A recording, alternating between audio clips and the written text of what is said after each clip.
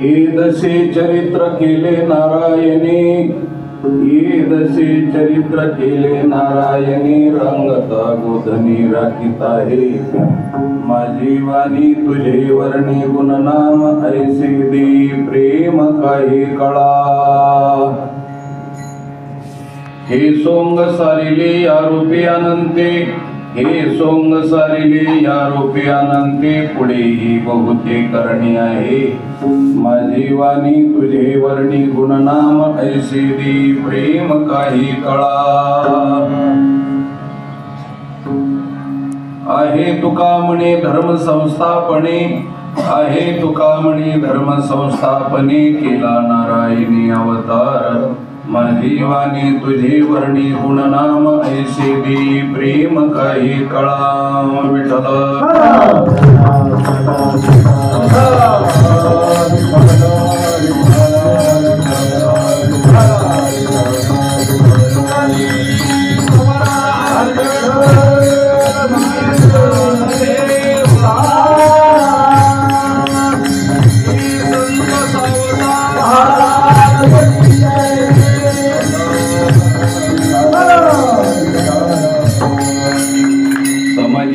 सरोजम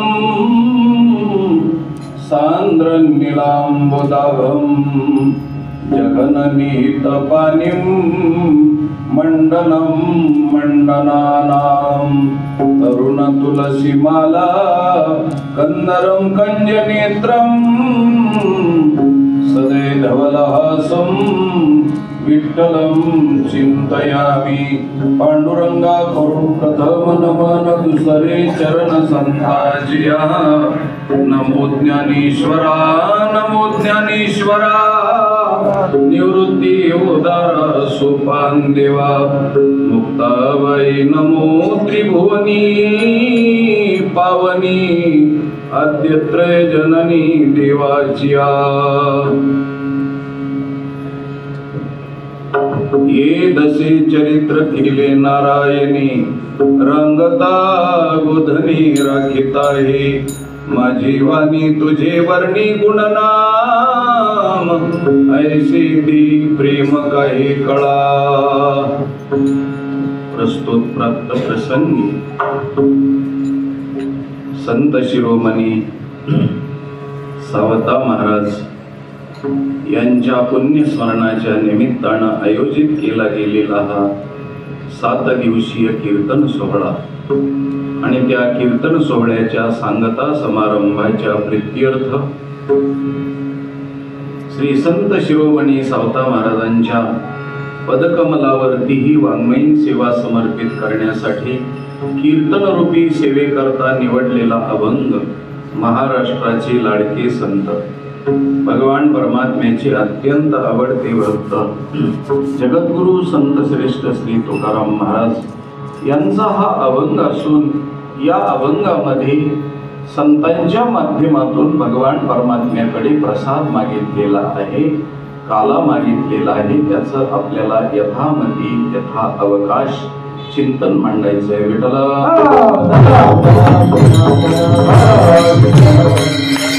सभा सकळ साधू संतांची, महामुनी विरक्त्यांची, पंडित पाठक ज्ञानी यांची, सकळा ते विनवनी करा विठ्ठल स्मरण, नाम रूपी अनुसंधान। सर्व माता भगिनींच्या पायावरती प्रणिपात लोटांगण घालतो, सर्व श्रोतृवर्गांच्या पायावरती सहस्त्रशः प्रणिपात करतो। उपस्थित असलेल्या सर्व परमार्थातल्या जाणकार मंडळीच्या, महाराज मंडळींच्या, टाळकरी वृंदांच्या, गायक वादकांच्या पायावरती कोटी कोटी प्रणाम करतो आणि बाकीचं व्यर्थ बोलण्यापेक्षा अत्यंत महत्त्वाच्या विषयाकडे वळण्याचा प्रयत्न करतो।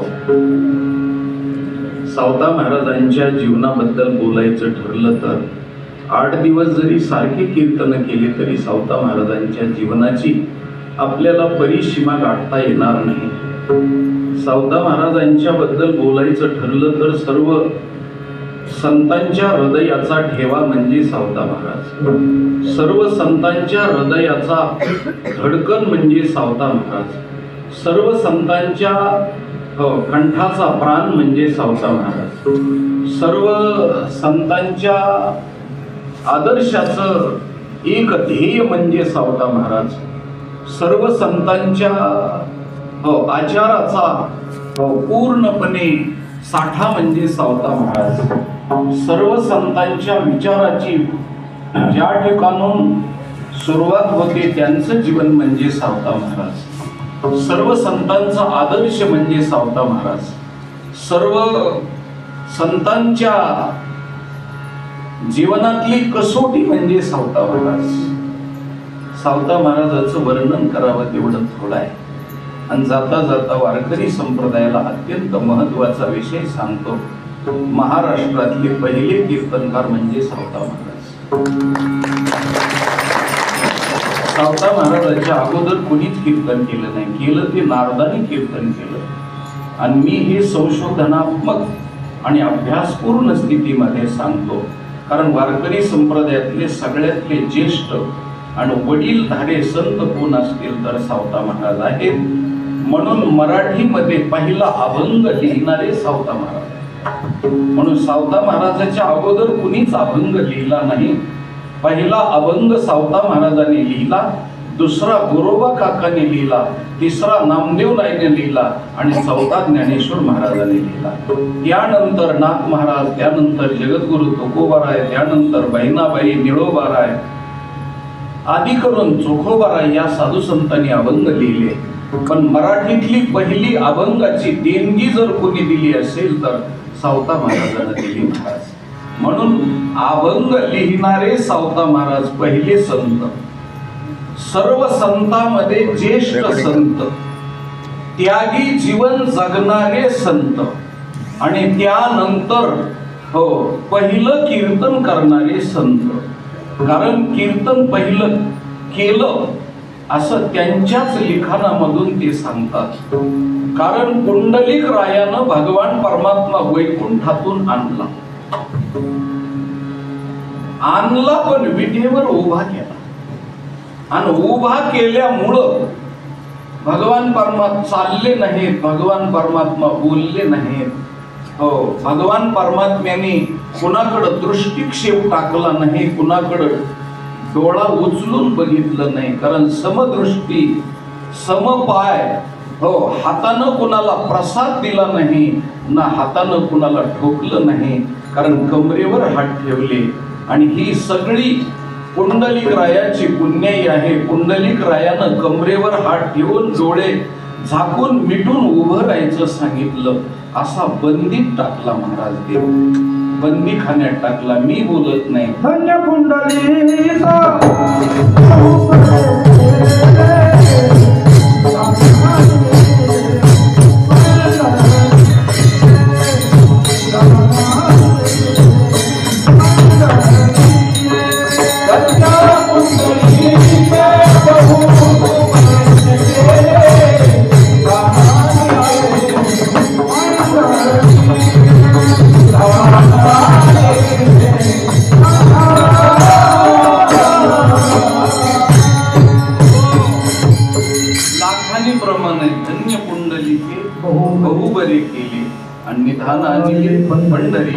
पण आता भगवंताला त्यांनी बंदीत टाकलं महाराज. कोणी?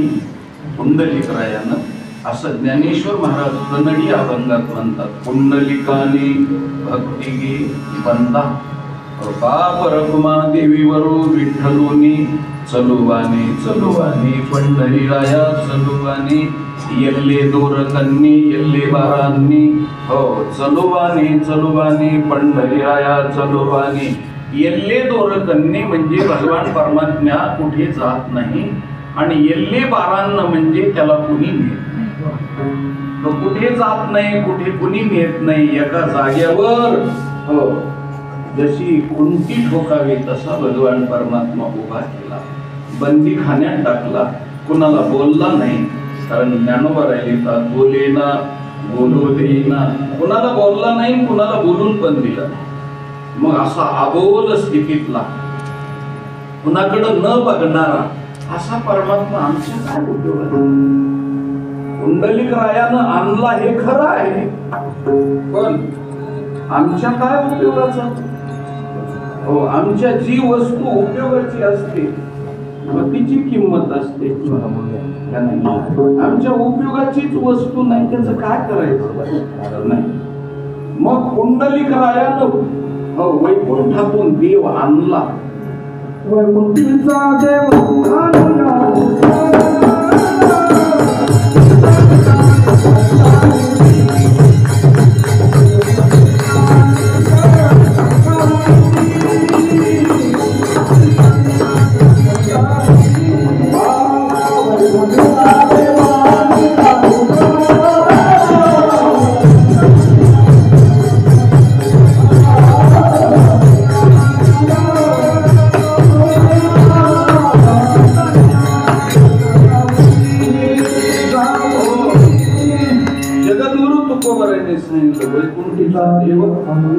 अनिला भोतळा किंवा आणि या भोतळावर आणला, पुंडलिकरायानं आणला. पण आता गोष्ट सांगतो. पहिले संत सावता महाराज असल्यामुळं देव सावता महाराजांनी बोलता केला. देव सावता महाराजांनी चालता केला. जे नाणं चालत असतं तेच नाणं व्यवहारात चालत असतं. देव चालणारा नसेल तर आमच्या उपयोगाचा नाहीये. म्हणून पहिलं नाणं चालतं केलं कुणी केलं? सावता महाराजांनी. हो, पहिलं देवाला बोलतं केलं आणि पहिलं देवाला भक्ताकडं कासवीच्या नजरेनं पाहतं केलं. हे कुणी केलं? आणि नुसतं केलं नाही तर महाराज कीर्तनामध्ये देव नाचवला. नाचवायचं काम पहिलं केलं. म्हणून पहिले कीर्तनकार आणि देवाला नाचवणारे पहिले संत म्हणजे सावता महाराज. वैकुंठीचा देव आणूया कीर्तनी,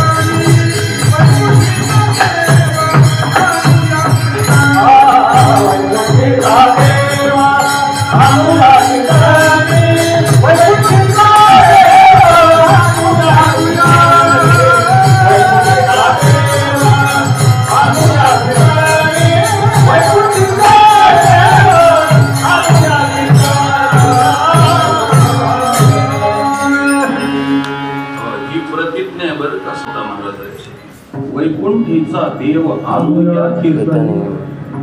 आणि विठ्ठल गाऊन नाचून त्याला नाचायला लावलं. नाचायला देवी त्याच्या तालावर आपल्या ही ताकद आहे सावता महाराजांची. नाचायला लावलं देवाला. कारण तो गोकुळात नाचला त्याच्यानंतर सावता महाराजाच्या कीर्तनातच नाचला. म्हणून ही गोष्ट सांगतो. भगवंताला चालतं केलं म्हणजे विठेवरून खाली उतरून पहिल्यांदा देव सावता महाराजाच्या मळ्यात गेला. चालता केला. पहिला चालता केला. सावता महाराजाच्या मळ्यात गेला, चालता केला. त्यानंतर सावता महाराजाला बोलता केला. माझ्या मागे 2 चोर लागलेले, मला लपायला जागा दे. बोलता केला. हो, त्याच्यानंतर पाहता केला, कारण सावता महाराजावर कृपादृष्टी झाली आणि काशवीच्या नजरेनं हो सावता महाराजावरती कृपा केली, हा पाहता केला हो. आणि लपलेला देव आतापर्यंत साधू संत चोर आहेत आणि या चोराच्या दृष्टीतून त्याला लपता येत नाही, पण साधू संतांच्या दृष्टीतून सुद्धा लपवला, ही ताकद सावता महाराज. कारण हो चोराच्या नजरेतून धन लपवावं लागतं, तसं वैष्णव चोरटी आली घराशी करंटी. हो वैष्णव चोरटी आहेत महाराज, चोर आहेत. मग या चोरापासून लपवायचं धन असेल तर ते फक्त धन लपवलं सावता महाराजांनी आणि ते बी हृदयात लपवलं.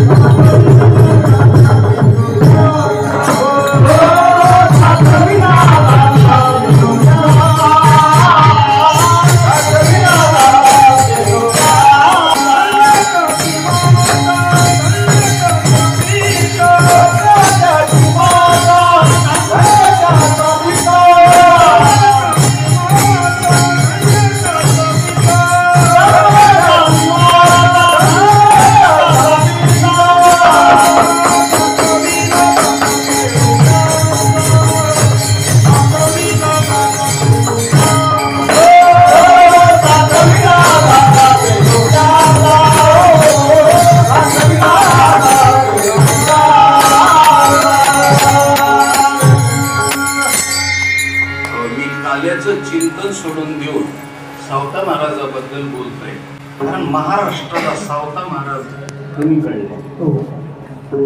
सावता महाराज माहितीच नाही. बरं सावता महाराज बाकीच्याला तर माहिती नाही, पण ज्या माळी समाजात जन्माला आले त्या माळी समाजाला तर बिलकुल माहित नाही, बिलकुल माहित नाही माळी समाजाला. कारण माळी समाज माळी घालीतच नाही, कारण ते जातीनं माळी असल्यामुळे माळी घालायची गरज नाही, त्याला माळी घालायची गरजच नाही, असा माळ्याचा स्वभाव आहे. म्हणून त्याच्याकरता देवाच्या भानगडीत पडतच नाही आणि फालतू भानगडीत ते बिलकुल पडत नाही. असे माळी समाजाचं काम म्हणजे फार वेगळं आहे. म्हणून त्यांना तर देव माहित नाही, आणि माहिती असता तर माळी समाजानं असा बोबाटा उठवला नसता की सावता महाराज हो सगळे हो संत पंढरपूरला जाते, पण सावता महाराज कधीच पंढरपूरला गेले नाही, असा माळी समाज म्हणतो. महाराष्ट्रातला समाज बाकीचा तो सोडा, पण सावता महाराजाची वंशज सुद्धा म्हणतात महाराज की सावता महाराज कधीच पंढरपूरला गेले नाही. अरे पंढरपूरच्या वारीचा हो जनकच सावता महाराज आहे महाराज. सावता महाराजांना पहिली वारी केलेली आहे. हो सावता महाराज प्रत्येक महिन्याच्या एकादशीला जात होते. माझ्याकडे 17 पुरावे.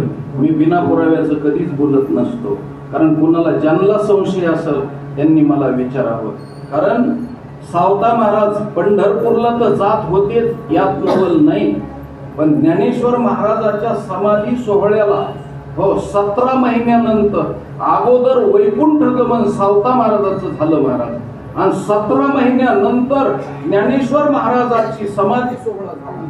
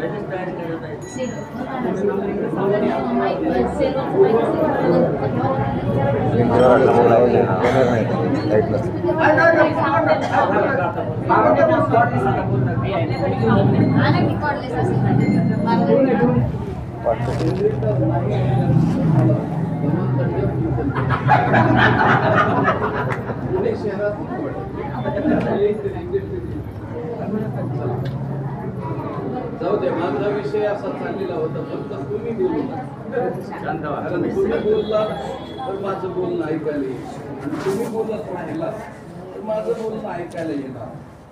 आणि खरं सांगतो तुम्हाला, तुमचं समाजामध्ये सावता महाराजांना आणलं म्हणून सावता महाराजांच्या जीवनामधली एक गोष्ट मी तुम्हाला प्रतिपादन करीत होतो की सावता महाराज विठ्ठल विठ्ठल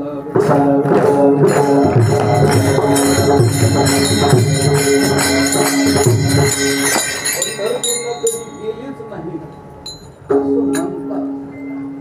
पण तुम्हाला सांगतो, ज्ञानेश्वर महाराजांचा समाधी सोहळा सावता महाराज गेल्याच्या नंतर 17 महिन्यांनी सावता महाराज गेल्याच्या नंतर वैकुंठाला समाधीला गेल्याच्या नंतर 17 महिन्यांनी माऊलीचा सोहळा झाला आणि त्या माऊलीच्या सोहळ्याला वैकुंठातून सावता महाराज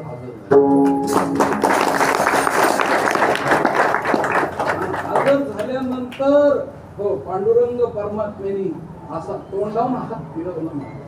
सावता महाराजांच्या तोंडावून हात फिरवला आणि आखाला बोट मोडले आणि माझा सावता शिवला वैकुंठावून आला म्हणून शिनवाटा घालवला आणि रुक्मिणी मातेनं ओवाळलं महाराज. असं नामदेवराय प्रत्यक्ष हजर असलेले नामदेवराय सांगतात, मी पदरचं नाही बोलत. म्हणून नामदेवराय लिहितात, वैकुंठावून सावता महाराज आलेले हे कुणाला माहित नाही महाराज. म्हणून सावता महाराजांचं जीवनच एवढं परिपूर्ण जीवन आहे, परिपूर्ण.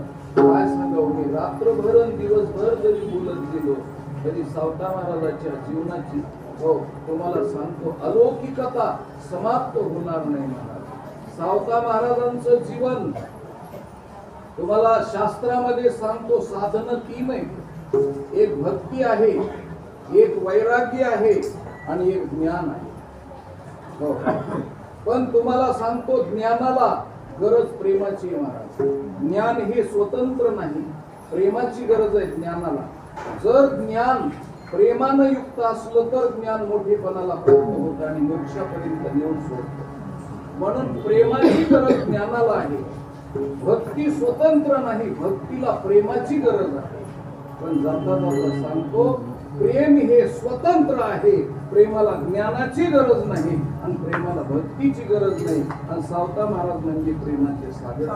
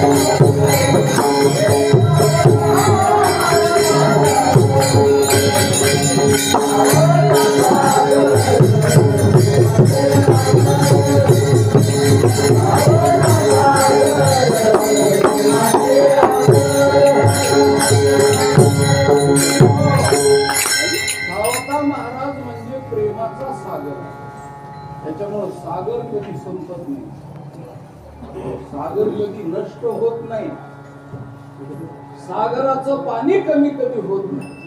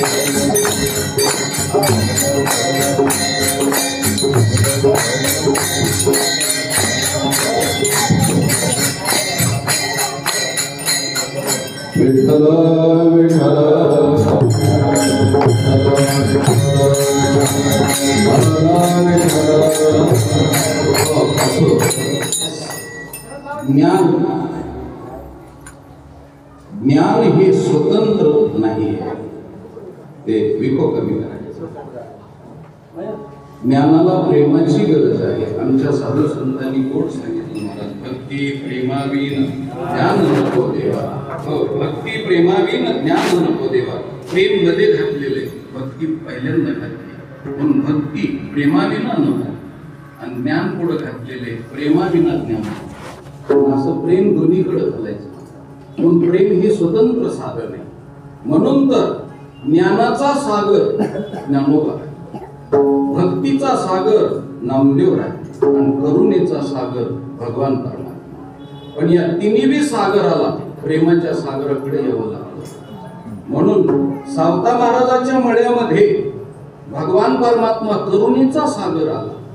हो, ज्ञानाचा सागर ज्ञानोबा राय आले. ज्ञानाच्या सागरा सख्या माझ्या ज्ञानेश्वरा आणि भक्तीचा सागर नामदेव राय आले.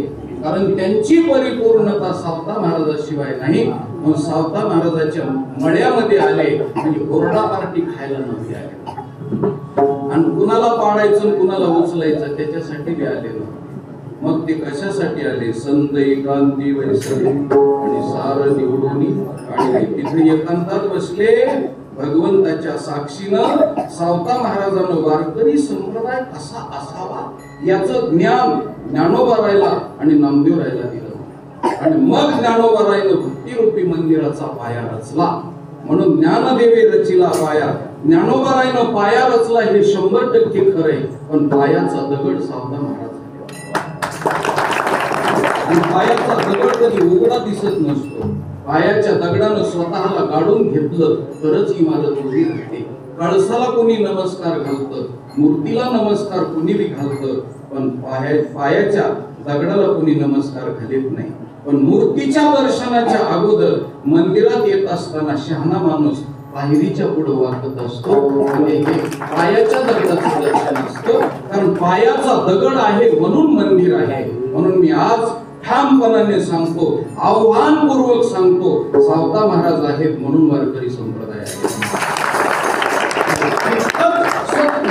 इतकं सत्य आहे. माझे तुकोबराय कळत झाले. हो, ज्ञानोबरायनं पाया रचला. हो, एकनाथ महाराजांनी काम दिला. नामदेवराय त्याच्यातला घुमट झाले. सगळा हा भक्ती मंदिराचा पाया रचला गेला. पण पायाचा दगड न घडवता डायरेक्ट बसवला. आणि पायाच्या दगडानं जर अंग काढून घेतलं तर भिंतीला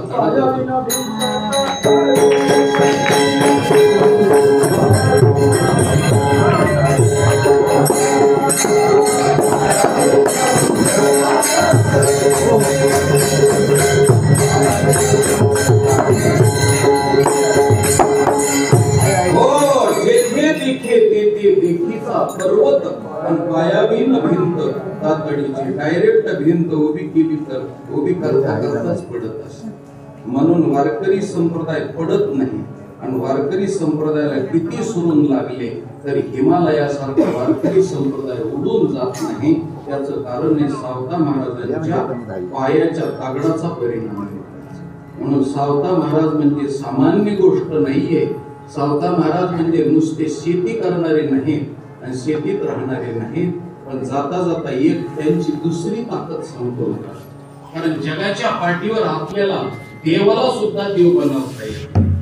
लक्षपूर्वक माझं बोलणं ऐका. देवाला सुद्धा देव बनवता येत नाही आणि माणसाला बी देव बनवता येत नाही, पण सावता महाराजांनी नासका कांदा देव बनवला.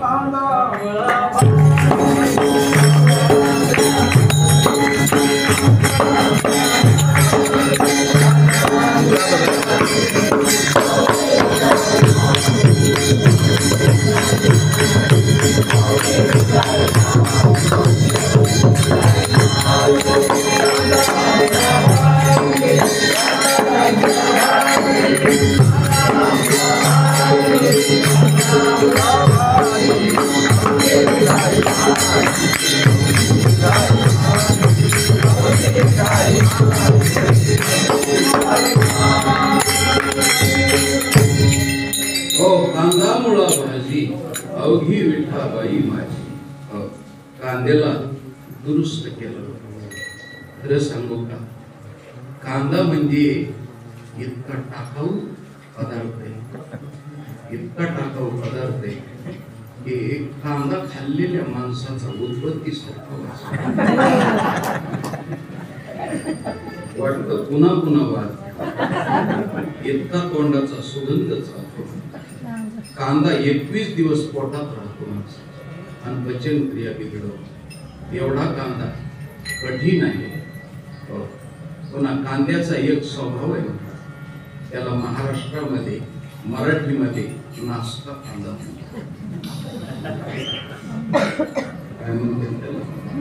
नासका कांदा किंवा त्याला सडका कांदा. आणि तो नासका कांदा स्वतः एकटा नासत नाही. तुम्ही अजून बघा, महाराज माझं बोलणं कीर्तनात ऐका, कांद्याच्या चाळीत जरी इथं तुम्ही आळीत राहत असला तरी चाळीत जायचं आणि चाळीत बसा. कांद्याला चाळल्याशिवाय भागत नाही. म्हणून तुम्ही एकदा चाळून बघा, चाळीत जा. कांदा नासवतो आणि कांदा सडवतो, पण कुणाला सडवतो? माफी मागून बोलतो, फक्त त्याच्याच भावकीला सडवतो. कांदा कधी दगडाला सडवीत नाही, कांदा कधी लाकडाला सडवीत नाही, कांदा कधी पशु पक्षाला सडवीत नाही, त्याच्या भावकीतल्याला सडवतो. आणि त्याला जेवढे चिटकलेले तेवढ्याला सडवीत, त्याच्यापासून लांब राहिलेल्याला ते सडवीत नाही आणि नासवीत नाही. इतका कांदा खालच्या दर्जाचा आहे. हो, महाराष्ट्र शासन सुद्धा त्याला घेतं महाराज. म्हणून दोनदा सरकार पडलेले कांद्यामुळे. आणि कांद्यामुळे सरकार का पडलं तर त्याचं कारण आहे, तिथं सगळे आकलीचे कांदे म्हणून पडले. आणि म्हणून शासनानं काय केलं की त्याला हो जीवन आवश्यक पदार्थाच्या यादीत टाकून. किती आकलीचे कांदे. ज्वारीला जीवन आवश्यक समजलं नाही, गव्हाला जीवन आवश्यक समजलं नाही, तांदळाला जीवन आवश्यक समजलं नाही. हो महाराज, हो कोणत्याच मटकीला नाही, हुलग्याला नाही, कोणत्याच वस्तूला जीवन आवश्यक वस्तू समजलं नाही, पण कांद्याला जीवन आवश्यक वस्तू समजलं. म्हणून त्याच्याकरता कांद्याचं उत्पन्न करणाऱ्या माणसाला फायदा कधीच नसतो, कांदा खाणाऱ्याला फायदा. म्हणून शासन म्हणतं प्रोडक्शन करणाऱ्याला फायदा नकोय. हो, प्रोडक्शन त्याची दलाली करणाऱ्याला जास्त मिळालं पाहिजे. म्हणून त्याच्याकरता कांदा खाणाऱ्याला, म्हणून कांदा खाणाऱ्याला हो जरी 1 रुपया किलो झाला तरी बी ते बाजारात गेल्यानंतर आकलीचे कांदे म्हणणारच हो 1 रुपयाचे 2 किलो नाही का मिळायचे. तुम्ही सोनाराच्या दुकानावर जाऊन म्हणत नाही की 1 लाख रुपये तोळा सोनं झाले, 1 रुपया तोळा द्या ना. सोन्यात नाहीत म्हणत, लोखंडात म्हणत नाही, दगडात म्हणत नाही, विटात म्हणत नाही, अशात म्हणत नाही. फक्त शेतकऱ्याच्या मालाच्या जवळ गेलं की लोक म्हणतात कमीत द्या ना. आता कमीत द्या म्हणजे हो कशामुळे कमीत खाता? हो ज्या वेळेस तुम्हाला हो 500 रुपये पगार होता त्यावेळेस बी तुम्ही त्याच भावात खात होता. आणि आता हो 1 लाख रुपये पगार झालाय तरी बी तुम्ही त्याच भावात खाता. म्हणजे याचा अर्थ काय? हो कांद्याला किती मेहनत लागते हे कांदा लावणाऱ्याला विचारा. आणि जे फुकट खाणारे त्यांनी नुसता एकच दिवस कांदा लावायला जावा आणि ते बी बायको सगळ जावा, कशी कमर दम धरती ती कळत. असा कांदा आहे, पण त्या कांदाला देव बनवला महाराज सावकार. म्हणून पहिले कृषी पंडित, पहिले MSc ऍग्री झालेले संत आहेत. MSc ऍग्री झाले आणि त्यांनी कांद्याला देव बनवलं. कांदा, मुळा, भाजी, अवघी पिठाबाई माझी, लसूण, मिरची, कोथिंबीर. आता या शब्दाचा आशय असा आहे की तुम्ही ज्या धंद्यात असाल त्या धंद्याला इमानी ईद्वारे इमान राखून राहा. मी म्हणतो खिसे का कापणारा खिसे का कापिना, पण त्यांनी खिसा कापत असताना बेमानी करू नये. कारण ज्याच्या गळ्यात तुळशीची माळ आहे त्याचा खिसा कापू नये. दुसरी गोष्ट तुम्हाला सांगतो, ज्यांनी पापाचा पैसा कमविलाय त्याचा खिसा कापला तरी हरकत नाही. ही खिसा कापण्यातली नीती आहे. खिसा कापण्यातली नीती आहे. कधी एखाद्या माणसानं मुलीला देण्यासाठी वावर जमीन इकून, प्लॉट इकून जर हुंड्यासाठी पैसे जमा केलेले असले तर त्यांच्यावरती कधी टाका टाकू नका. आणि कधी टाका टाकायला गेला तर माझ्या माता भगिनीकडं कधी वक्र नजरेनं पाहू नका. चोरी सुद्धा भक्ती होते. चोरी सुद्धा भक्ती होते. म्हणून एक चोर चोऱ्या करायचा आणि तिथं ज्ञानेश्वर महाराज नामदेवरायाची दिंडी आहे आणि त्यांनी विचार केला, घरात तर चिमूटभर धान्य नाही, आता काय करू. बायकोनं सांगितलं, बघा चोरी करा, कुठं तरी टाका टाका आणि आणा.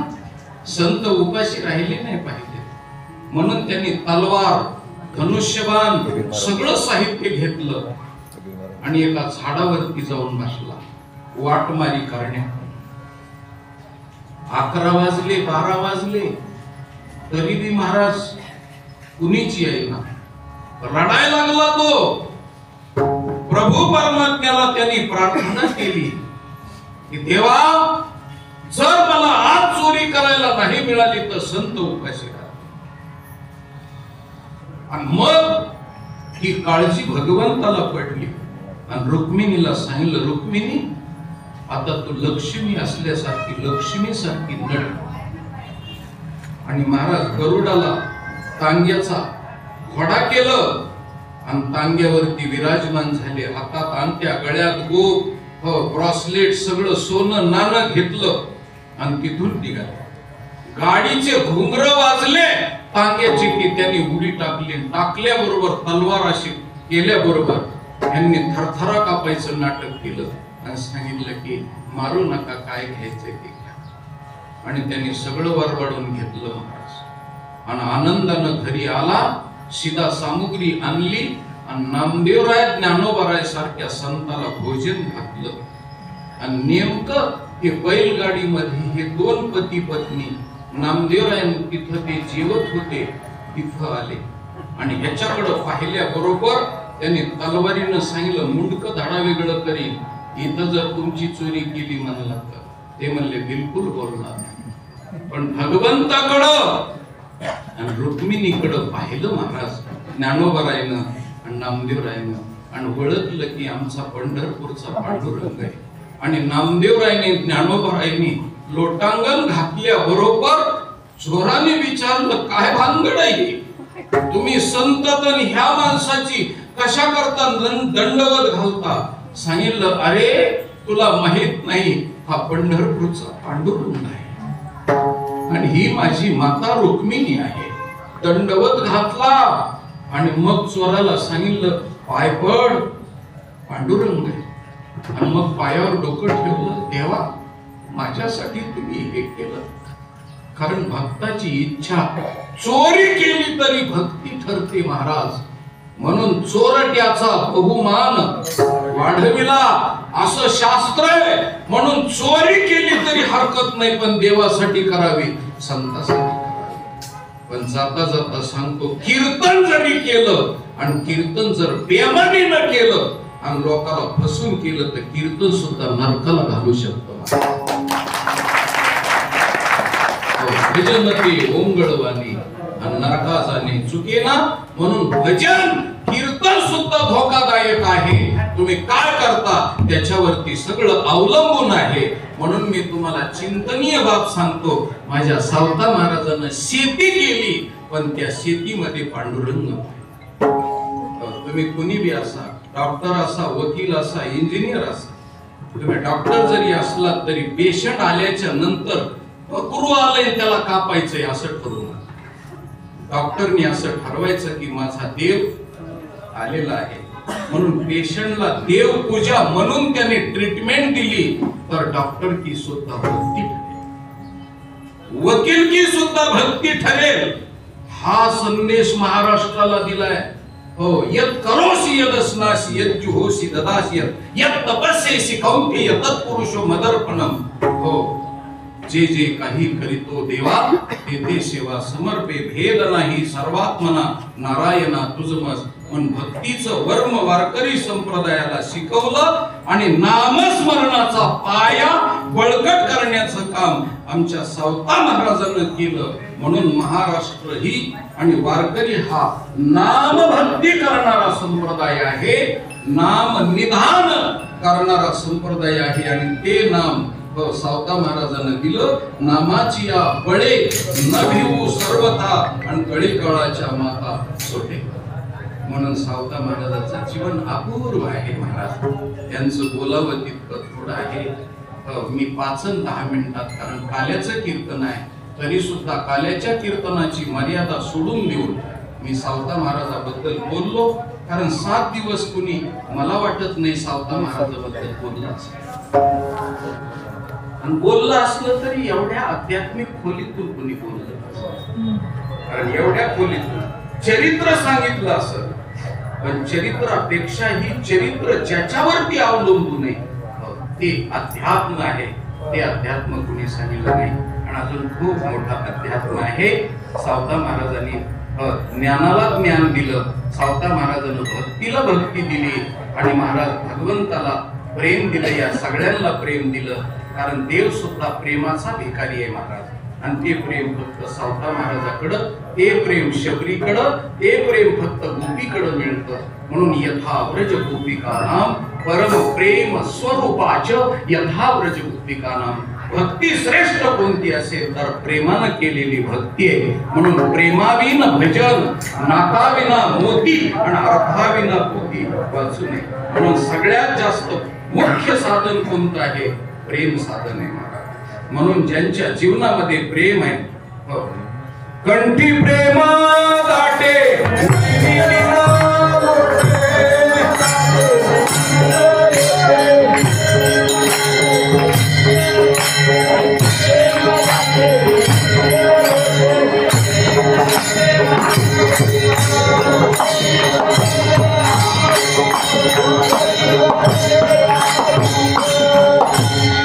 कंठी प्रेम दाटे नैमी नीर लोटे हृदय प्रगटे रामरूप.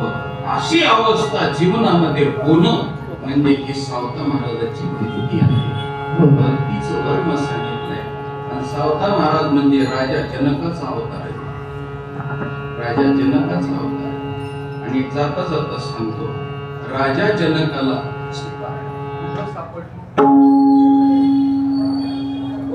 सापडली सीता जमिनीमध्ये. आता जमिनीत म्हणण्यापेक्षा, तुम्ही जमिनीत म्हणला ते खरंय, पण जमिनीत म्हणण्यापेक्षा महाराज ती शेतात सापडली. कारण जमीन ही पडीकही असू शकते, जमीन ही प्लॉटिंगची असू शकते, पण शेती मात्र वहिवाटीची असते. वहिवाटीची असते त्याला काय म्हणतात? शेती. जमिनीत नाही सापडली सीता, शेतात सापडली. आणि शेतातही सापडली ती बी अशी सापडली की नांगराच्या तासाला सापडली. आणि संस्कृत मध्ये नांगराच्या तासाला, रेघेला शीत म्हणतात. काय म्हणतात त्याला? संस्कृत मध्ये शीत म्हणतात. नांगराची जी ओढलेली रेघ आहे त्या रेघेला शीत म्हणतात. आणि शीत, त्या नांगराच्या तासाच्या सीतामध्ये जी सापडली तिचं नाव सीता आहे. आता ही शेतात राजा जनकाला सीता सापडली आणि सीता म्हणजे रामायणातली भक्ती आहे. कारण ज्ञानोबा आपलं रामचंद्र प्रभू हे ज्ञान आहे, लक्ष्मण हे वैराग्य आहे आणि सीता ही भक्ती आहे. म्हणून तिघ एकमेकाला सोडून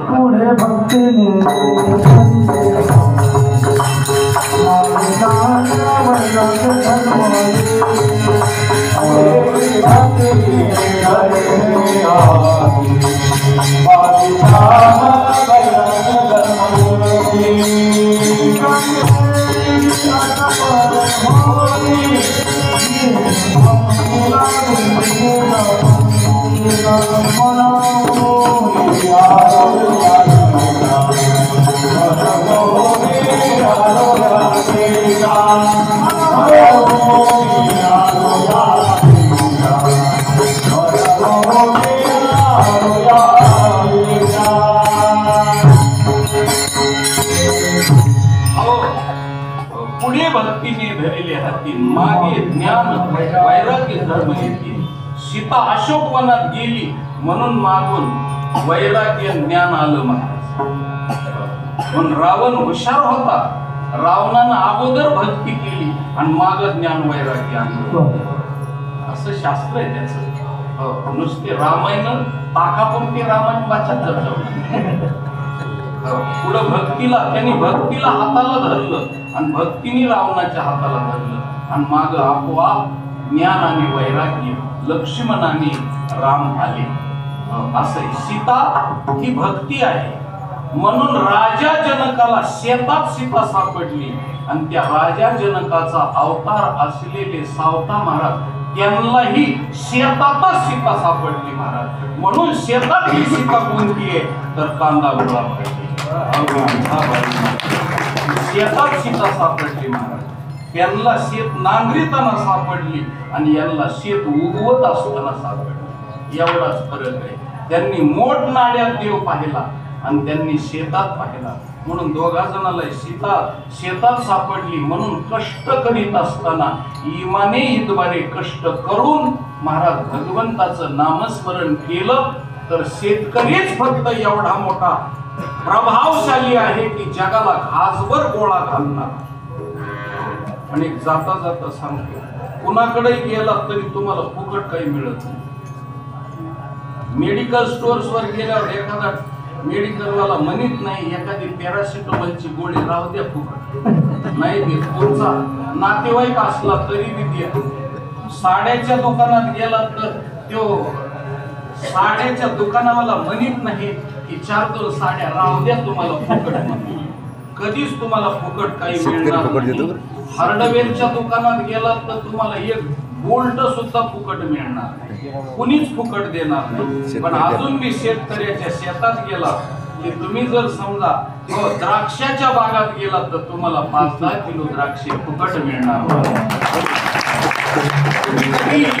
ज्वारीच्या शेतात गेला तर तुम्हाला हुरडा फुकट मिळणार, बांधून देऊन फुकट मिळणार. तुम्ही जर कधी मोसंबीच्या बागात गेला तर मोसंब्या तुमच्या पिशवीत 10-5 का होईना मोसंब्या टाकल्याशिवाय राहत नाही. अपेक्षा न करता हे शेतकऱ्याचं जीवन आहे. म्हणून शेतकऱ्याच्या जीवनातून भक्ती कशी करायची म्हणून खरे शेतकरी आणि खरे वारकरी सावता महाराज होते. आता बोलावं तितकं थोडं महाराज. कालेचं कीर्तन बाजूला राहील आणि बाकीच खूप होईल. पण आता हे बी झालं ते भरपूर झालं. ढेकर येईपर्यंत झालं. नुसता नाश्ता नाही महाराज. ढेकर येईपर्यंत नुसता नाश्ता नाही तर ढेकर येईपर्यंत नाश्ता आहे. आणि लागू पुरता उतारा कळत्या लोकांसाठी बोललो मी हे. आणि ज्यांना कळत नाही त्यांनी झोपा घेतल्या तरी चालेल, काही हरकत नाही कुठल्या प्रकारचं. असा विषय आहे. आता भगवान परमात्म्याच्या चरित्राकडे वळू. आणि ते बी चरित्र खूप मोठं सुंदर आहे. परंतु वेळेला मी बी कमी कीर्तन करतो कारण वेळेच्या हिशोबाप्रमाणे. कारण सावता महाराजाला काही वाटून दिलं आणि भगवंतालाही काही वाटून देतो.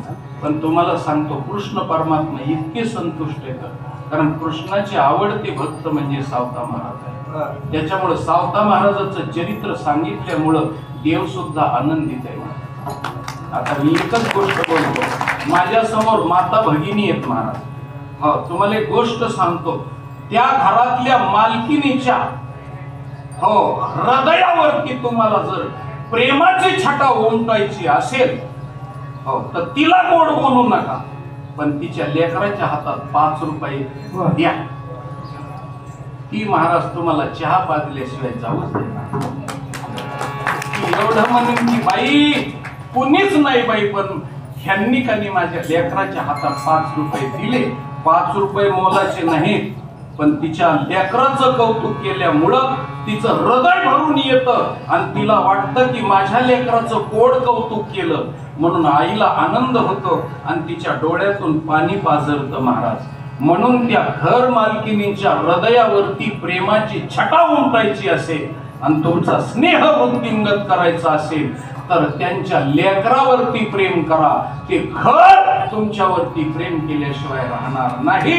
तसं सावता महाराजावरती प्रेम केलं की कृष्ण भगवान परमात्म्याचे डोळे भरून येतात आणि म्हणतात की आज खरं कार्याचं कीर्तन झालं असं भगवंत मानतात.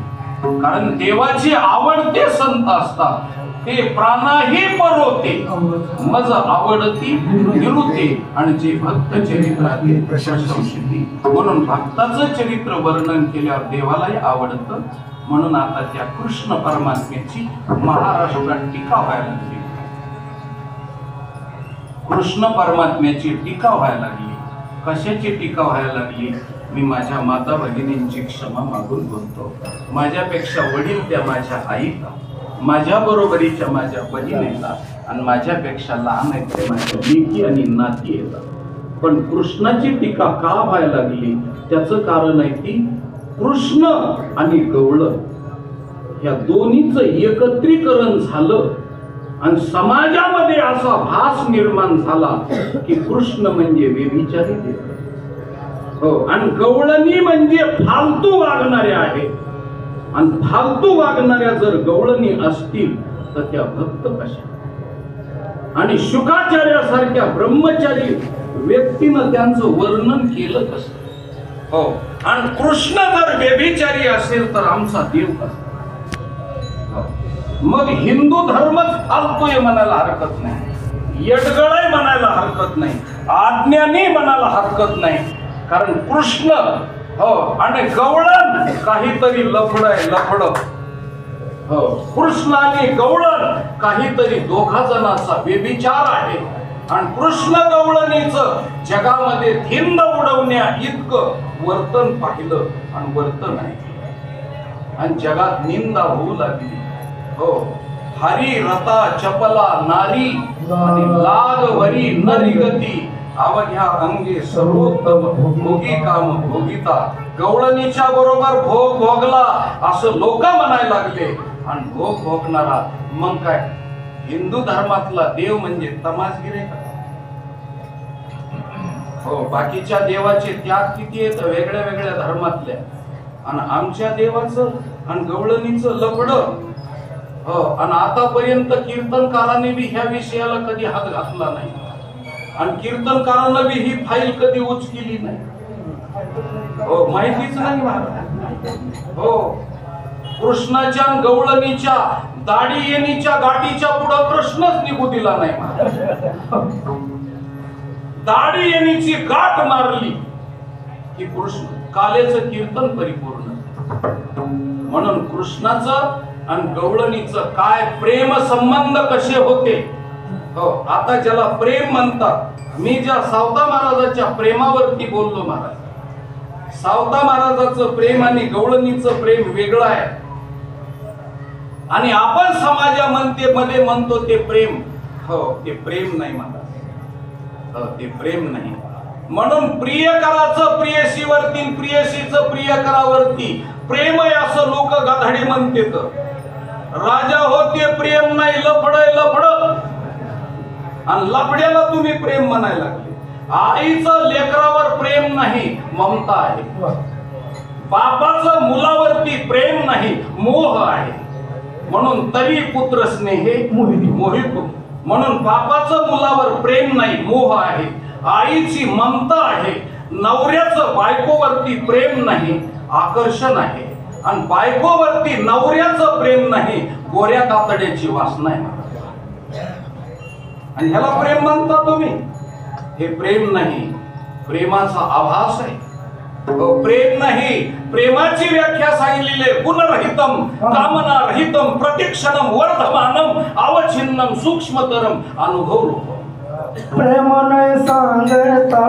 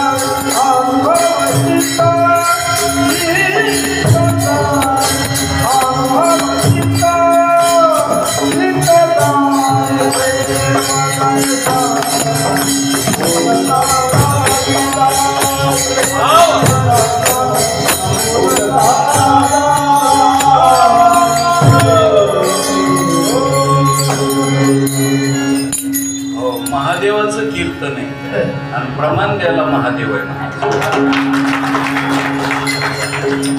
त्याच्यामुळे महादेवांनी महादेवाची पाठराखण करणं योग्य आहे.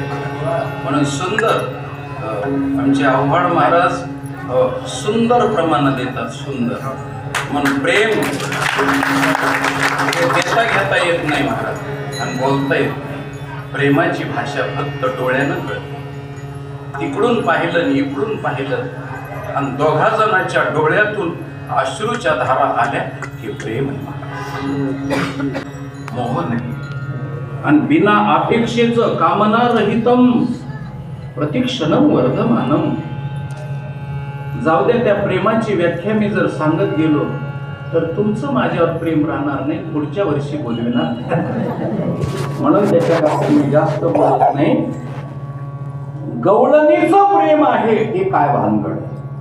गवळणीचं कृष्णाचं लफडं आहे का? गवळणीचं कृष्णाचा व्यभिचार आहे का? गवळणीचं कृष्णाचं वागणं काय आहे? याचा जर बारकाव्यानं विचार केला आणि तुम्ही जर शास्त्र चिंतन केलं तर तुम्हाला पाहायला मिळेल महाराज.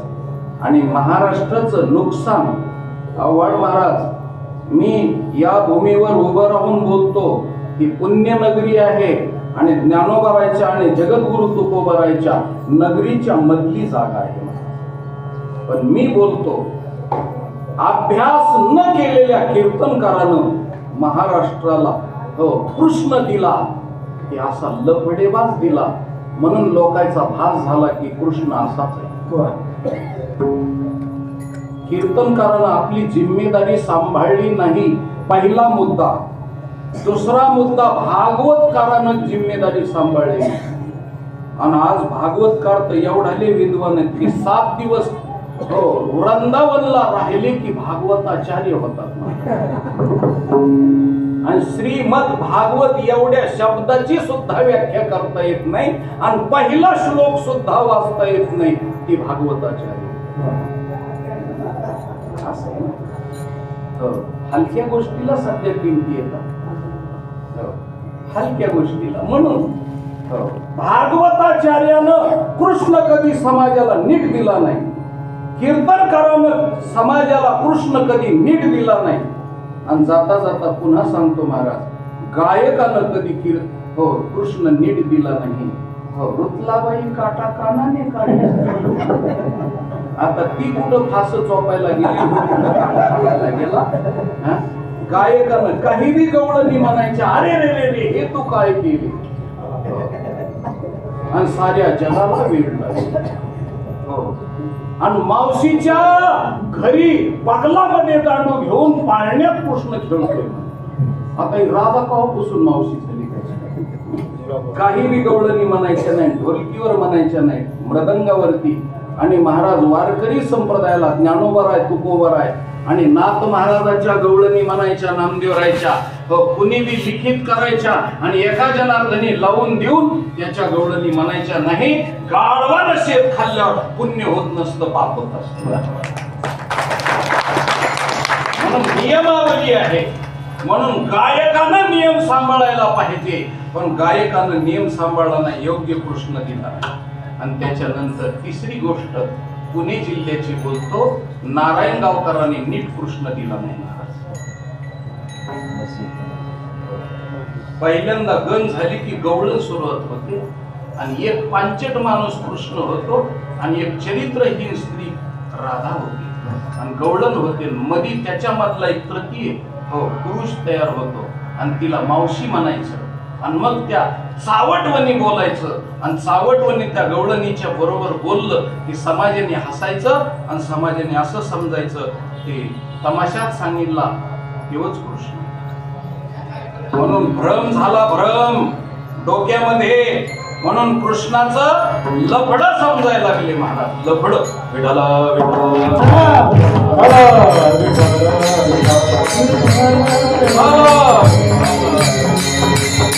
आता त्याचं उत्तर देतो महाराज. मी जास्त बोलत नाही कारण मला बी जास्त बोलण्याची इच्छा नाहीये. कारण सध्या सावता महाराजाचा नामदेव महाराजाच्या समाधी सोहळ्याचा कार्यक्रम इतके दाट येत की मला रात्रभर झोप नाही. कारण कालच्या रात्री कीर्तन केलं, रोज 2-2 कीर्तन आहेत आणि आता कीर्तन करून करून ही तर जमीन चिबाळण्यासारखी झाली. वापसाच राहिला नाही तर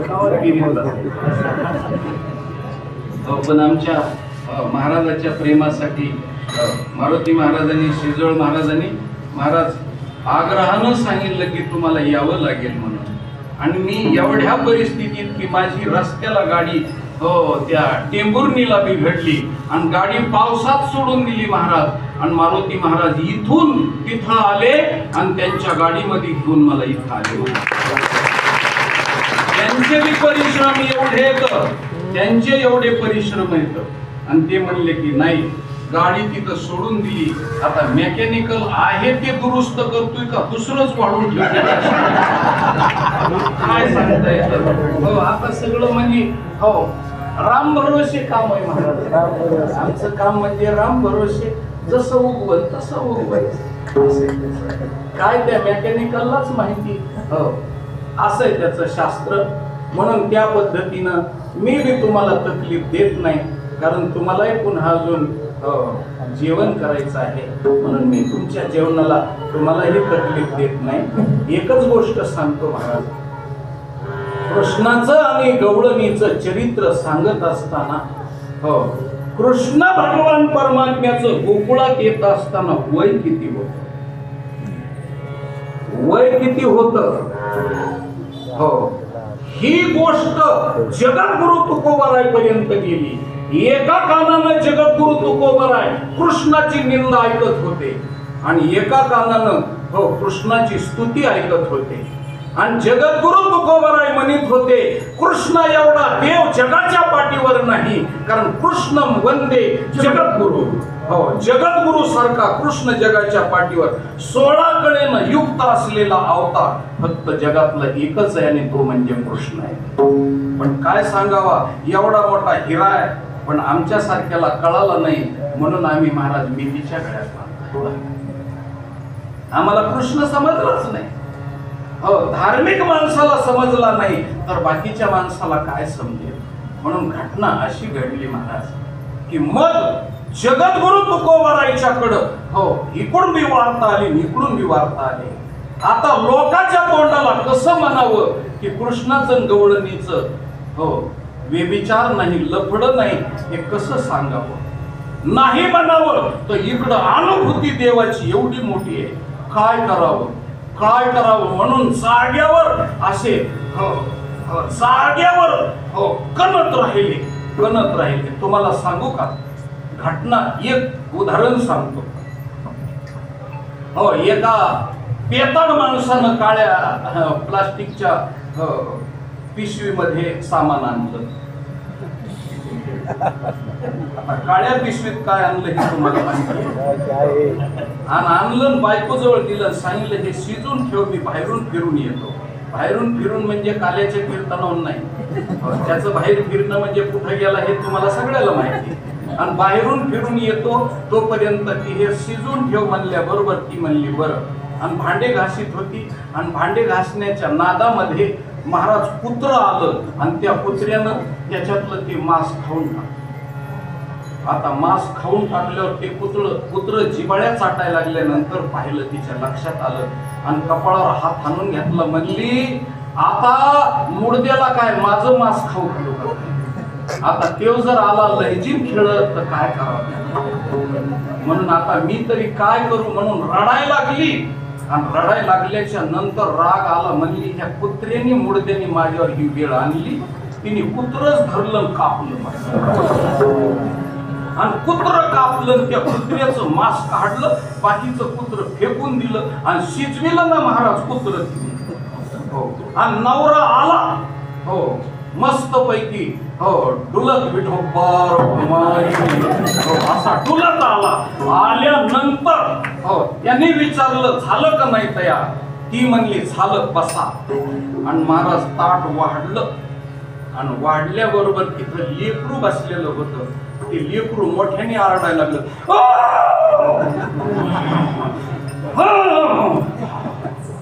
बाप म्हणला अरे तुला मला गिळायच्या टाइमला कमून आरडायला लागला, अजून शिंदा लांबय ना, कमून आरडायला लागला. ते बापाच्या तोंडाकडे बघायचा आरडायचा आणि एकदा माईकडे बघायचा, बापाकडे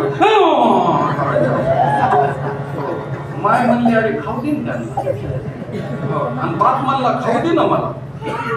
पण त्या लेकराला प्रश्न पडला, जर आतापर्यंत कोणीच हो कुत्र्याचं खाल्लं नाही आणि माझ्या बापानं जर कुत्र्याचं खाल्लं आणि जर टेकाड दिसलं तर कसं होईल माझ्या बापाचं? प्रश्न पडला त्या. आणि कुत्र्याचं खाल्लंच नाही, माझा बाप जर कुत्र्यासारखा भुंकायला लागला तर काय करावं? म्हणून त्या लेकराला प्रश्न पडला.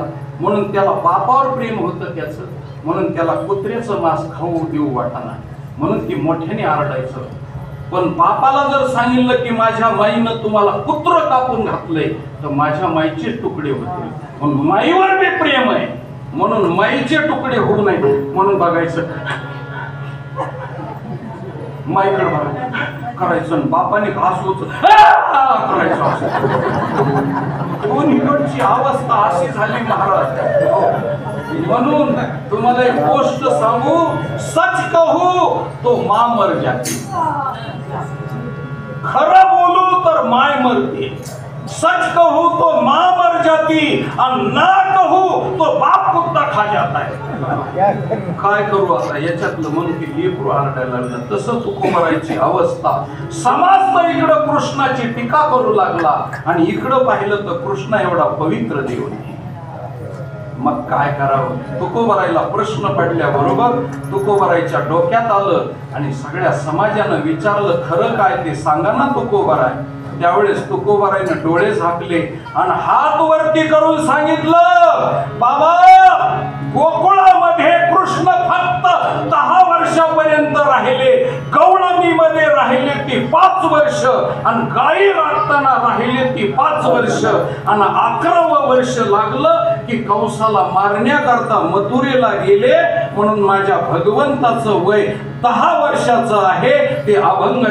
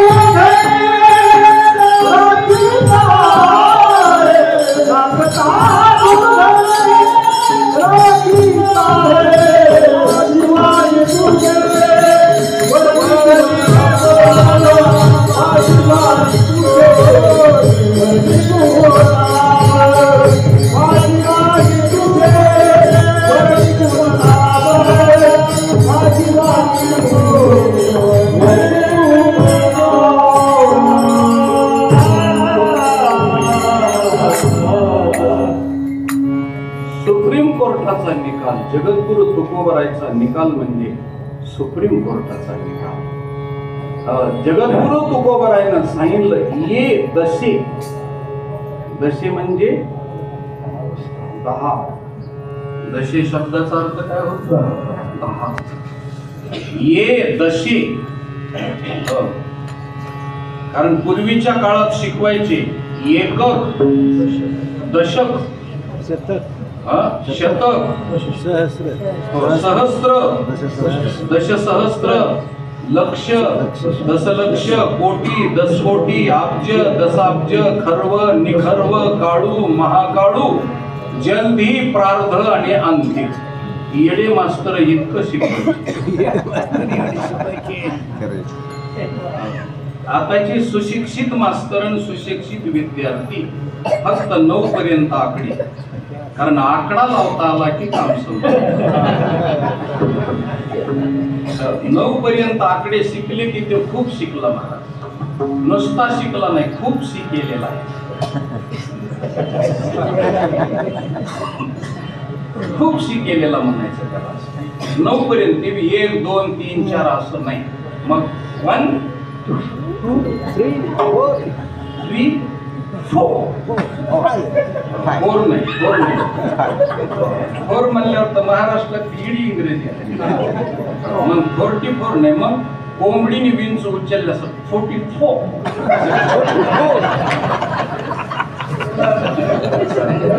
फाईव्ह नाही. इकडून बेटका वरडल्यानंतर हवालिकी झाली म्हणजे फाय. समजा हा इंग्लंड मधला नाही, हा इस्रायलचा माणूस.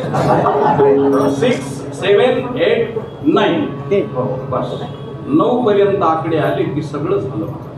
म्हणून आताच्या सुशिक्षित माणसाला कलेक्टर, डिप्युटी कलेक्टर त्यांना जर विचारलं फोन नंबर सांगा तर ते 9422 असं सांगत. 9422 असं येटगोळ सारखं सांगत असतं. ते 9422 आमच्यासारख्या धोत्र्या माणसाचं काम आहे. आणि मग त्या सुशिक्षित माणसानं फक्त 9422 नाही तर मग 9422 सारखा वरडला की समजा माणूस. अशा गोष्टी आहेत. सगळा जमाना बदललाय. कारण वेगळं होतं महाराज, वेगळ्या पद्धतीत. आता जमाना बदललाय सगळ्या गोष्टीला. पूर्वीच्या काळातलं वेगळं होतं, आताच्या काळातलं वेगळं आहे सगळं. आता पद्धती फार बदलल्या. आता बदललेल्या पद्धतीबद्दल बोलत नाही, मला कृष्ण परमात्म्याचं चिंतन सांगायचं. तर दशे शब्दाचा अर्थ 10. ये दशे चरित्र केले नारायणे. आणि त्याच्यात पुढच्या 2 तुकडे केले.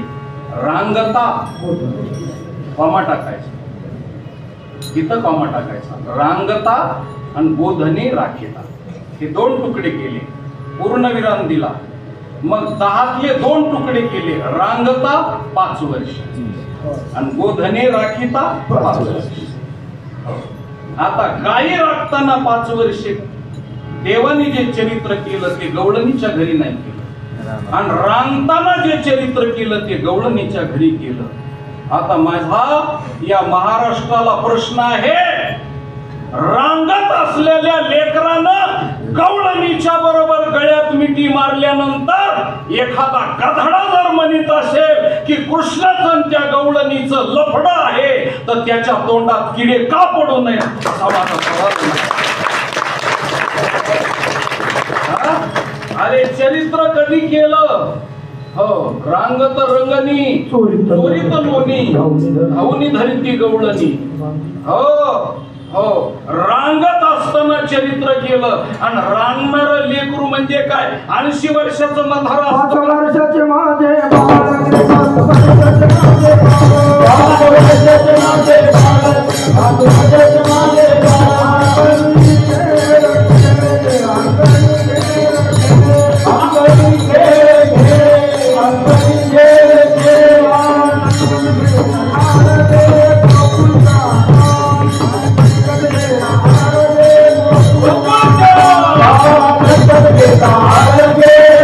Thank you.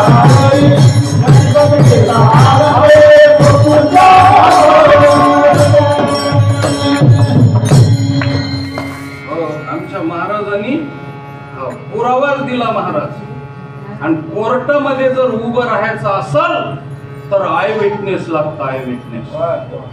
आणि आय विटनेस म्हणजे प्रत्यक्षदर्शी पुरावा. हो, मी माझ्या देखता पाहिलंय ह्या माणसाचा मर्डर करताना, साहेब मी पाहिलंय, असा प्रत्यक्षदर्शी पुरावा असेल तर सजा होते मला.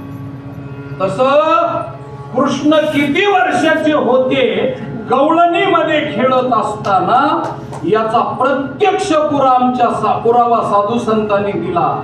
आणि त्या प्रत्यक्ष पुराव्याची फाईल आमच्या महादेव महाराजांनी काढली. 5 वर्षाचे माझे बाळ. आता हे त्यांच्या का माझ्या बगलातून काढलेले नाही. 5 वर्षाचे माझे बाळ आणि अंगणी माझ्या खेळे खेळ, आणि तुम्ही लटकाचे घेता आळगे पुढच्या नाही. हो, 5 वर्षाचं माझं लेकरू आहे. आणि महाराज 5 वर्षाच्या लेकरा बरोबर जर एखादी तरुण वयातली मुलगी जर त्याच्या बरोबर बसली असेल, त्याला जर मांडीवर घेतला असेल, तर म्हणायचं का की तिचं त्याचं लफड आहे म्हणून? अरे काय बोलता तुम्ही? हे अभ्यास न केलेल्याचा परिणाम आहे. आणि कृष्णाच्या चरित्रावरती शिंतोडे उडवले महाराज तुम्ही.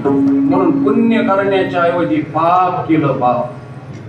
एक यशोदा मैयाला सांगितलं तुम्ही कोर्टामध्ये एक पुरावा दिला, पण एका पुराव्यानं केस सुटत नसते. 5 वर्षाचं काही कुटाळ लोक असते, त्यांनी सांगितलं 5 वर्षाचं वय कृष्णाचं होतं ते सुरुवातीपासून होतं, शेवटचं होतं. तुम्ही म्हणला 5 वर्षाचं माझं बाळ आहे, मग 10 वर्षाचं होईपर्यंत गवळणीत होतं का? 5 वर्षाला सुरुवात केली का 5 वर्ष शेवटचं होतं? त्यावेळेस यशोदा मैयानं खुनानं सांगितलं, माझं बाळ 5 वर्षाचं हे शेवटच्या वयात होतं. 6वं वर्ष लागलं की गाई राखायला गेली. माझ्याकडे कृष्णाचा पूर्ण बायोडाटा आहे महाराज. जन्मल्या त्या दिवसापासून किती दिवसाला पुतना मारली, किती दिवसाला कोणत्या राक्षसाला मारलं, किती दिवसापूर्वी कोणत्या गवळणीकडे खेळ केला, आणि कोणत्या दिवशी त्यांनी चेंडू फळी खेळले, आणि किती वयामध्ये असताना कंसाला मारलं, आणि किती वर्षाचे असताना वैकुंठ धामाला गेले, तिथपर्यंतचा बायोडाटा मी अभ्यास करून पूर्ण तुमच्या समोर मांडतो. हे वाचून बघा, भागवतात बघा, ब्रह्मवैवर्त पुराणात बघा, ब्रह्मांड पुराणामध्ये बघा, भागवतामध्ये बघा, त्यानंतर हरिवंश भागवतात बघा, कृष्ण उपनिषदात बघा, राधा उपनिषदात बघा. अभ्यास करा. त्यावेळेस यशोदा मैयानं समोरच्या आलेल्या लोकांना सांगितलं, अरे माझं लेकरू किती वर्षाचं होतं सांगू का तुम्हाला? 5 वर्षाचं तर मी शेवटचं सांगितलं, पण गवळणीमध्ये खेळत असताना माझं लेकरू कसं होतं? सावळा ग चिमणा माझा, सावळा ग चिमणा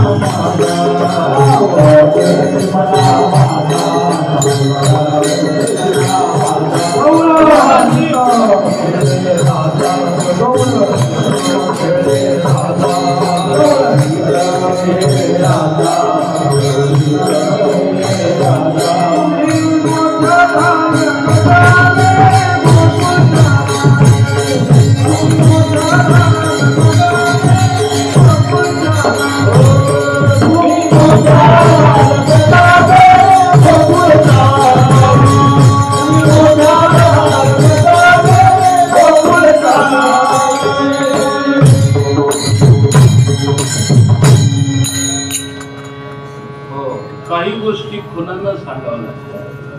सावळा ग चिमणा माझा, सावळा ग चिमणा माझा. आमच्या माता भगिनी लेकराला चिमण म्हणतात का मला? मग आता जर समजा आमच्या माता भगिनी चिमण म्हणत असल्या, कारण आईच्या पोशातला शब्द आहे महाराज, तुम्हाला दुसरीकडे कुठंच सापडायचं, फक्त आईकडेच सापडन.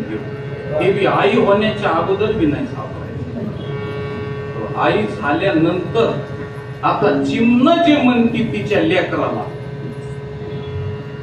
तर मी असा प्रश्न विचारतो की एखादी 85 वर्षाची म्हातारी 90 वर्षाच्या म्हाताऱ्याला म्हणते का, आलं ग बाई माझं चिमण?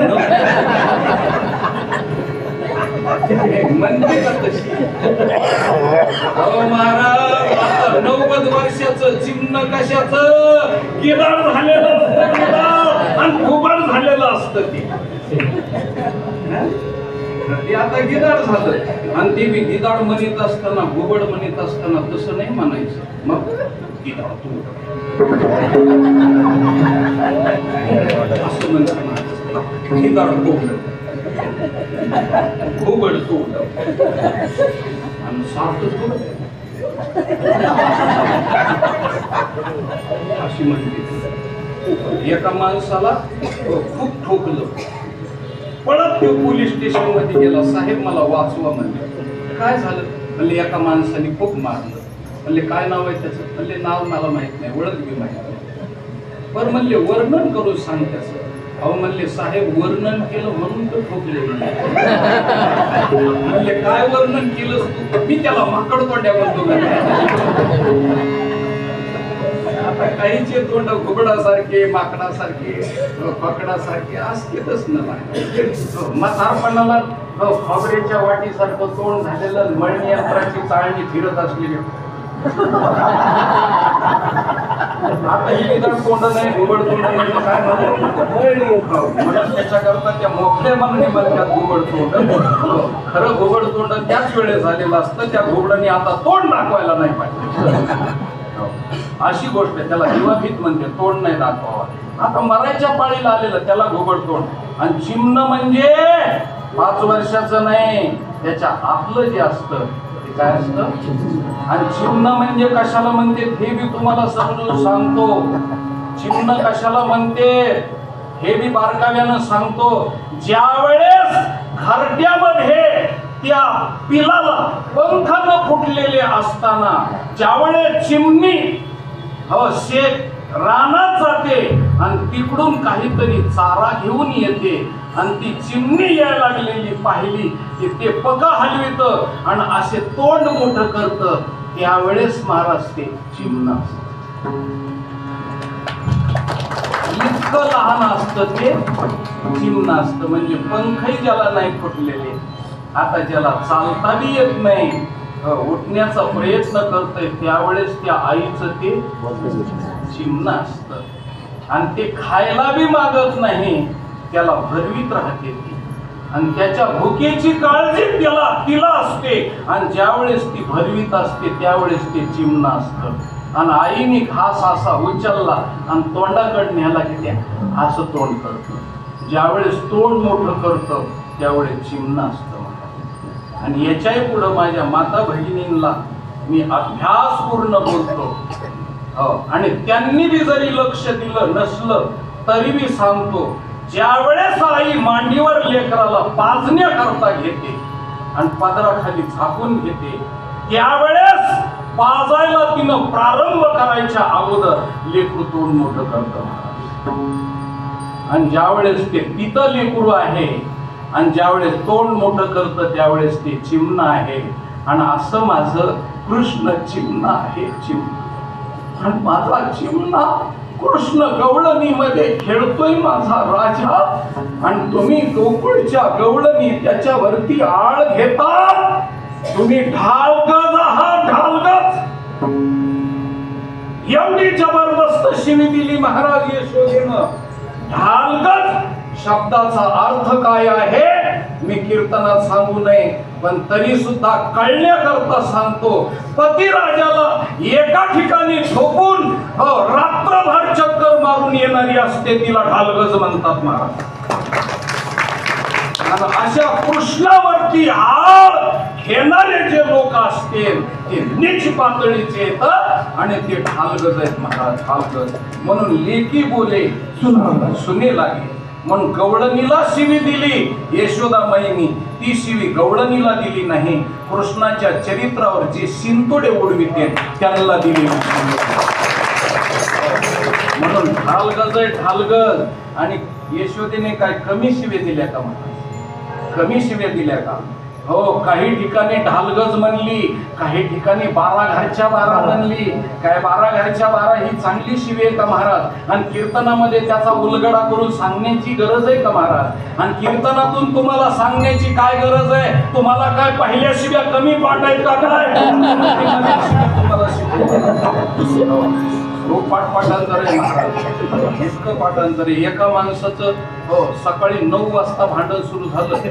माळकरी माणूस महाराज 9 वाजता भांडण सुरू झालं, दुपारी 3 वाजेपर्यंत केलेला अभंग त्यांनी डबल येऊन दिला. त्याच्या ठिवणी वेगळ्या वेगळ्या, हो त्याचे रागरागिण्या वेगळ्या, त्याचे अलंकार वेगळे, त्याचे आरोह अवरोह वेगळे. एकच शिवी पण वेगळ्या वेगळ्या ठिवणीतून घ्यायच्या. तोंड वाकडं करून तोंड तिकडं करून असा शिवी द्यायचा. 3 वाजता त्यांनी विठोबा रुक्माईचं भजन केलं. आणि मग त्याला विचारलं काय पाठ आहे राव तुमच्या? 9 वाजल्यापासून सलग हो गेलेली शिवी डबल येऊ दिली नाही 3 वाजेपर्यंत. केवढा अधिकार आहे तुमचा? त्यांनी सांगितलं आता शिकता एकाच संताचा गाथा झालाय. संताच्या गाथी एक माझ्याकडे. म्हणलं नको पारायण करू, आमचं पोट भरलं. म्हणलं त्याच्यामध्ये तात्पर्य सांगण्याचं काय महाराज? 12 घरच्या 12 ठाईच्याची वडाळा. हो वडाळा म्हणजे चांगलं नाही महाराज, नजर चुकवणारा. हो ज्याचं जीवन आहे त्याला वडाळा म्हणतात महाराज. आणि अशा वडाळ असणाऱ्या गवळणी म्हणजे हो ते त्यांना लागून बाकीच्याला शिव्या दिल्या का? माझ्या कृष्णावर जी चरित्रावर चिंतोडे उडवते ती वडाळ आहे. ते 12 घरचे 12 आहेत, ते ढालगज आहेत. हो ते 16 घरचे 16 आहेत. हो तुम्ही लपून याचा भवरा हळ घेता शारण धरा.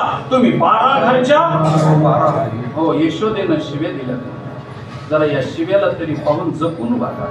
म्हणून कृष्णाचं वय 5 वर्षाचं शेवटचं त्याच्या अगोदर हो चिमणं म्हणजे अजून रांगत पण नाही, आईच्या मांडीवनही बाजूला गेलेलं नाही असं चिमणं म्हणतात. आणि त्या चिमण्या लेकराला गवळणीनं कडेवर घेतलं, खांद्यावर घेतलं, छातीवर घेतलं आणि त्या लेकराने गवळणीच्या गळ्यात मिठी मारली. आणि काही लोक म्हणले बघा बघा बघा कशा मिठ्या मारायचं काम चालू आहे, कशा मिठ्या मारायचं काम चालू आहे. अरे अरे अरे अरे किती पतन झाली तुमची दृष्टी, किती पतन झाली, खालच्या थरेला गेली महाराज. आणि महाराज याच्यामुळं कृष्णाच्या चरित्रावर शिंतोडे उडवले. आणि जाता जाता सांगतो एकाही भागवतकाराने कीर्तनकाराने याचा निचरा केला नाही महाराज. ही अशी गोष्ट आहे अशी समजून सांगितली नाही. पण मी आज त्या फाईलीला हात घातला कारण ही फाईल म्हणजे ईडीची फाईल आहे. आणि मग याच्या पुढं गवळणीला यशोदेला सांगितलं माय याच्यापेक्षा अजून काही तुम्हाला सांगता येईल का? मग आमच्या यशोदेनं सांगितलं बाळ सगुण गुणाचे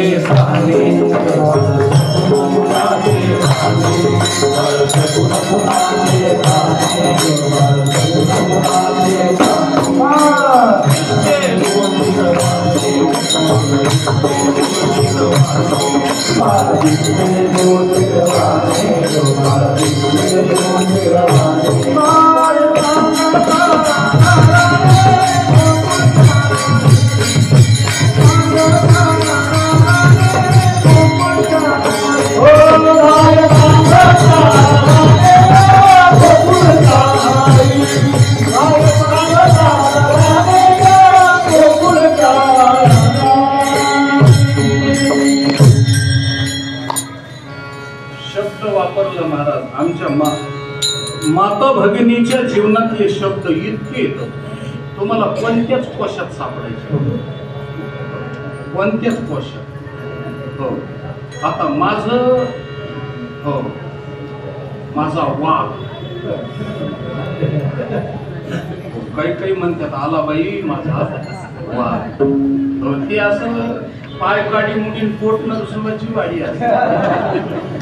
नाकात शिंपड आहे का शेंबडात नाक आहे ते बी कळणं तरी ती म्हणती माझा वाघ.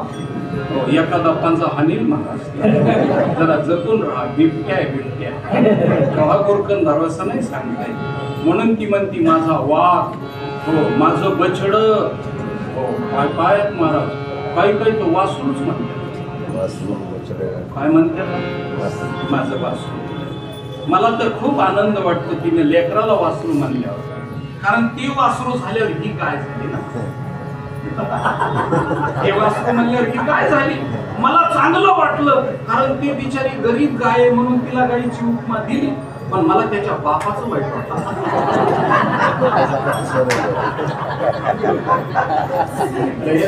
वाईट वाटलं कारण आमच्या गटाचा असल्यामुळं वाईट वाटलं, कारण पुरुषाच्या गटाचा आहे ना, कारण त्याला तिनं वासरू म्हणल्यावर त्याचा बाप कोण झाला.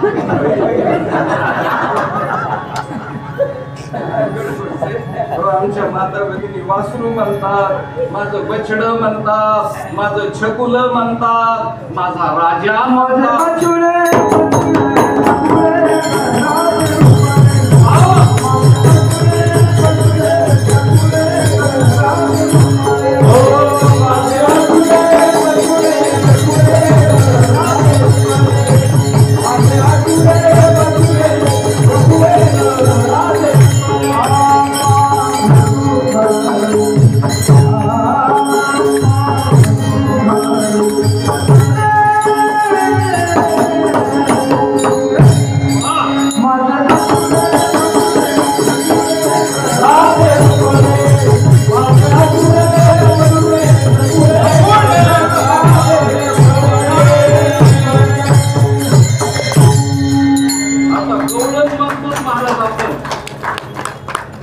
अजूनही माहित नाही आछडे म्हणजे काय. माझे आचुडे बचुडे आणि छकुडे आणि राधे रुपडे, आता काय काय समजलं.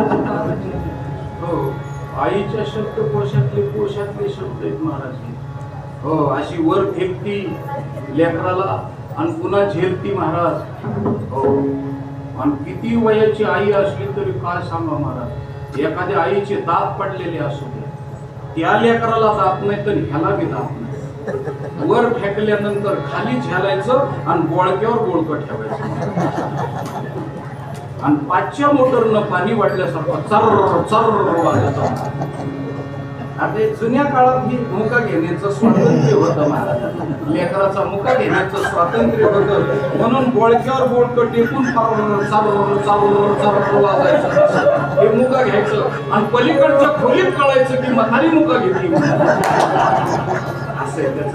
पण आता ते स्वातंत्र्य राहिलं नाही महाराज, माईला बी राहिलं नाही ना, आजा आजीला तर बिलकुल नाही.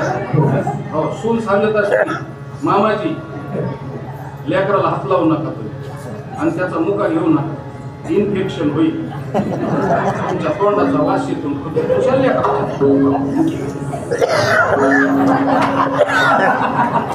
म्हणून मुका घेण्याचं स्वातंत्र्य नाही. हो आता घ्यायचा ठरला तर सुशिक्षित मुका घ्यायचा. हो म्हणजे ईदवर तिकडं अंतर ठेवायचं आणि ईदवर इकडं ठेवायचं असं करायचं.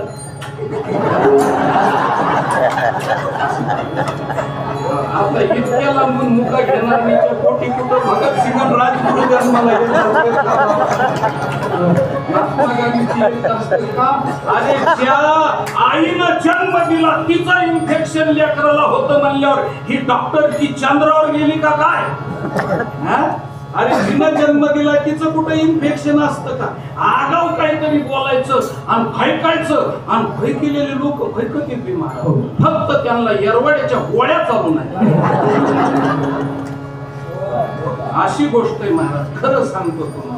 आणि काय सांगा महाराज, हे सगळं जुन्या काळात हे वात्सल्य प्रेम होतं आणि अशा वात्सल्यातून माझ्या यशोदाबाईंनी सांगितलं, हो बाळ सगुण गुणाचे आता तहान कशाला म्हणते हे सुद्धा सांगतो. आता बऱ्याचशा लोकांना तहान कळत नाही. तहान म्हणजे काय तर ज्याला स्वतःची तहान कळत नाही आणि ज्याला स्वतःची भूक कळत नाही त्यावेळेस ते तहान असतं. म्हणून एक गोष्ट सांगतो, माझ्या माता भगिनीच्या अगदी अंतकरणातला अभ्यास करून बोलतो महाराज मी तुम्हाला. राजा हो लेकराला लागलेली भूक आईलाच लागते. लेकराला लागलेली भूक आईलाच लागते आणि लेकराला लागलेली तहान आईलाच लागते. म्हणून लेकराच्या चेहऱ्याकडे पाहिलं की आईचा चेहरा म्लान झालेला असतो. भूक लागलेल्या लोकांचा जसा चेहरा असतो तसा आईचा चेहरा पडतो.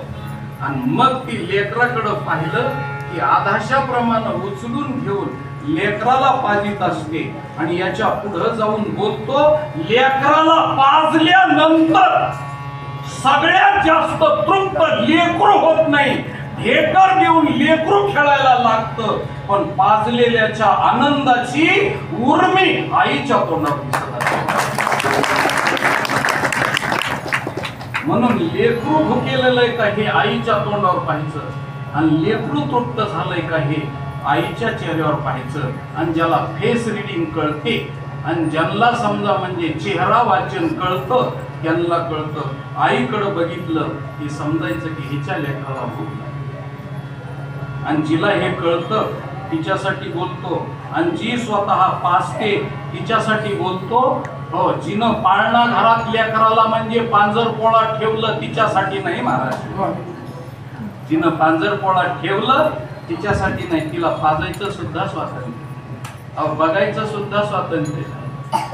फक्त रविवारच्या सुट्टीच्या दिवशी भेटायला जायचं, त्याला संडे मदर म्हणतात. संडे मदर म्हणजे रविवारच्या सुट्टीच्या दिवशी भेटायला गेलेली आई.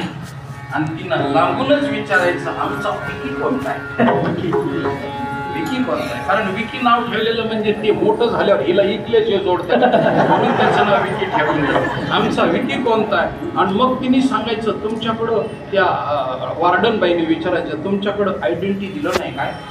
मग तिने सांगायचं हो दिलंय. आणि मग तिने असं करायचं, मग ते असं पर्समध्ये आयडेंटिटी कार्ड घालायचं. आणि मग तिनं चालत चालत जायचं म्हणतात. आणि चालायचं म्हणजे ती बी उंच टाचाच्या एवढ्या गुंडीवर चालायचं. हो, तलवारीच्या धारेवर चालल्यासारखं चालावं लागतं. असं कोणाला बी जमत नाही. आपल्या ग्रामीण स्त्रीनं वाहना घातल्या की फराक फराक फराक, तसं तसं नसतं. उंच टाचाच्या गुंडीवर चालायचं म्हणजे एवढा भाग इकडं घ्यायचा एकदा आणि एकदा इकडं घ्यायचा. आणि वरचं खालचं वळिंब्यात राहिलं पाहिजे एवढंच चालता येतं. आणि ज्यांना कोणाला चपला घ्यायच्या असतील त्यांनी माझ्याकडून शिकून जायचं चालायचं.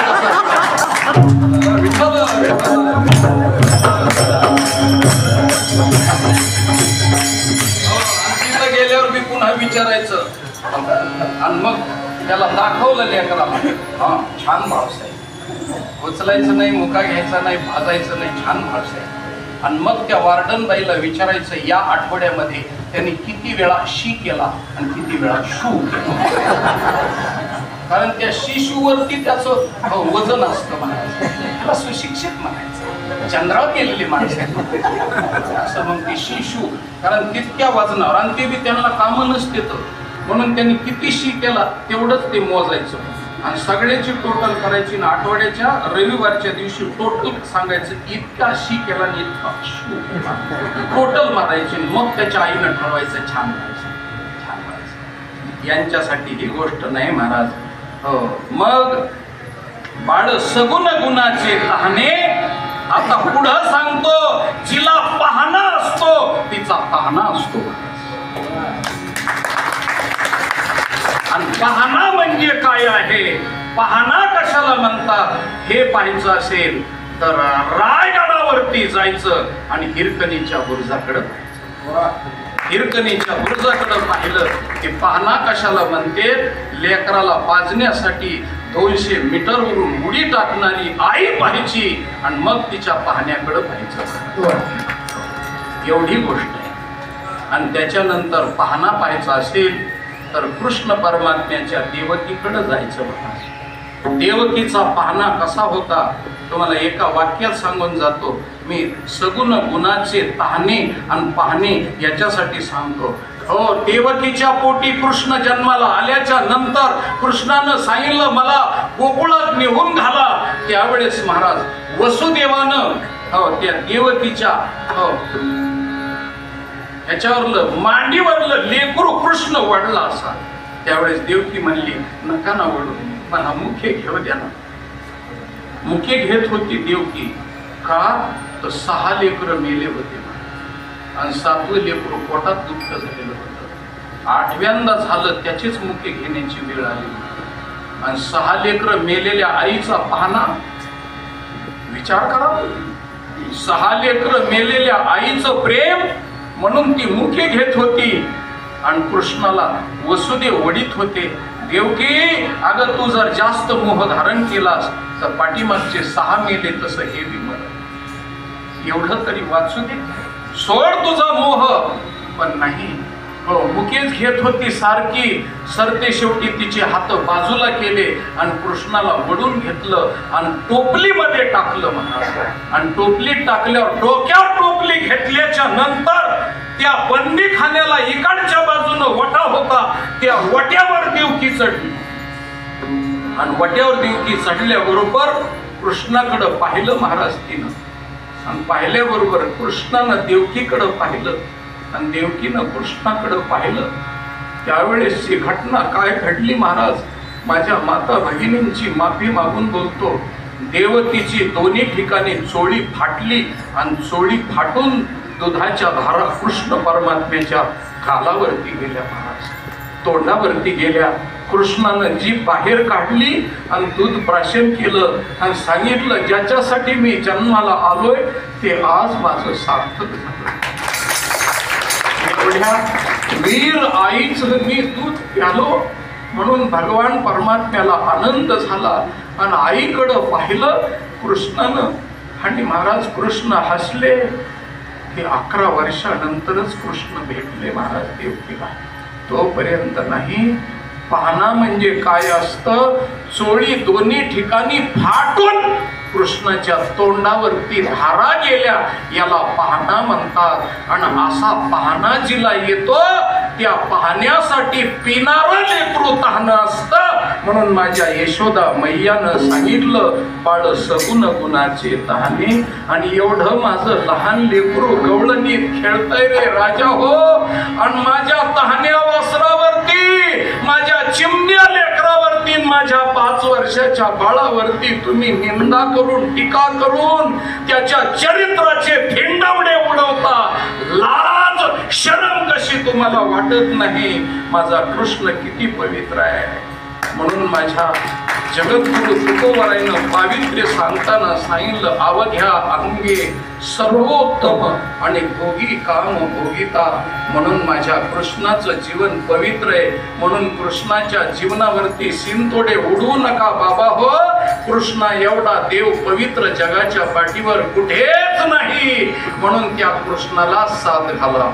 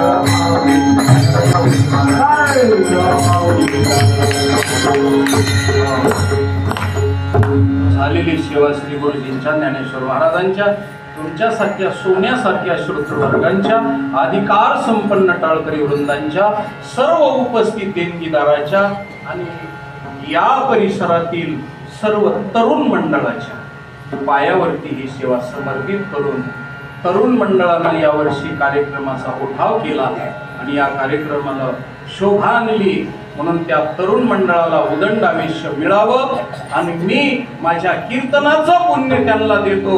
धन धान्य आयु आरोग्य संपत्ती संततीचा योग त्यांच्या जीवनामध्ये घडो आणि अशीच त्यांच्याकडून सेवा घडत राहावो अशी अभ्यर्थना प्रार्थना अर्ज विनंती करतो आणि माझ्या शब्दाला विराम देतो.